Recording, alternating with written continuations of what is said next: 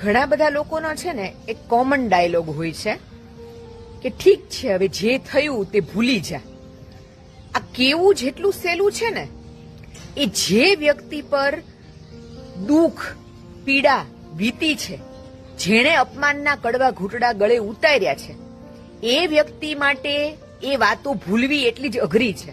આ હકીકત છે.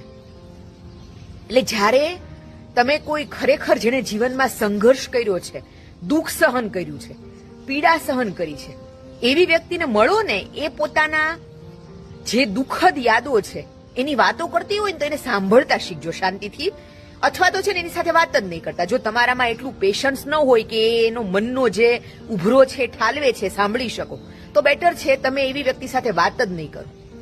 કેમ કે અમુક ઘા એવા હોય છે હૃદય પર પડેલા કે જે લગભગ જીવનભર રૂઝાતા નથી.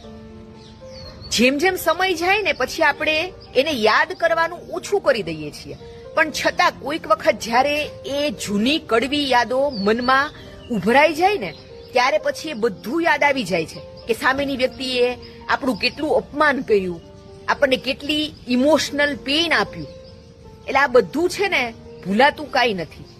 કોઈ કેમ કે હું તો ભૂલીને મૂવ ઓન થઈ ગઈ કે મૂવ ઓન થઈ ગયો, કાંઈ નથી ભૂલાતું.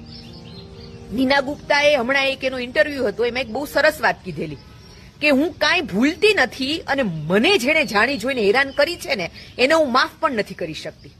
ન માફ કરી શકો તમે, કેમ કે સામેની વ્યક્તિએ સતત તમને માનસિક ત્રાસ આપ્યો છે, જાણી જોઈને તમને હેરાન કર્યા છે, તો તમે માફ ન કરી શકો. It is natural. આપણે કઈ બહુ સંત મહાત્મા બનવાની જરૂર નથી. આજકાલ જે સોશિયલ મીડિયામાં બધા કે છે માફ કરી દો, નહીં માફ કરવાના. ભગવાનને કહેવાનું કે મારું હૃદય નથી ભૂલી શકતું કે એ વ્યક્તિએ વારે વારે જાણી જોઈને મારું અપમાન કર્યું છે, મને હેરાન કરી છે કે કર્યો છે. ભગવાનને કહેવાનું કે એને પણ એવી પીડા આપજે, એને ખબર પડે કે દુઃખ અને પીડા કોને કહેવાય, અપમાન કોને કહેવાય.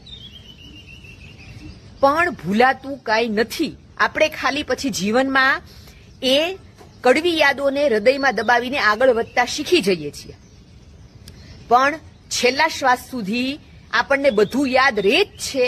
અને એટલે જ જે વ્યક્તિઓ તમને હેરાન કરે છે, તમને પીડા આપે છે, જાણી જોઈને ઇન્ટેન્શનલી, એને એ કર્મો ભોગવવા જ પડે છે.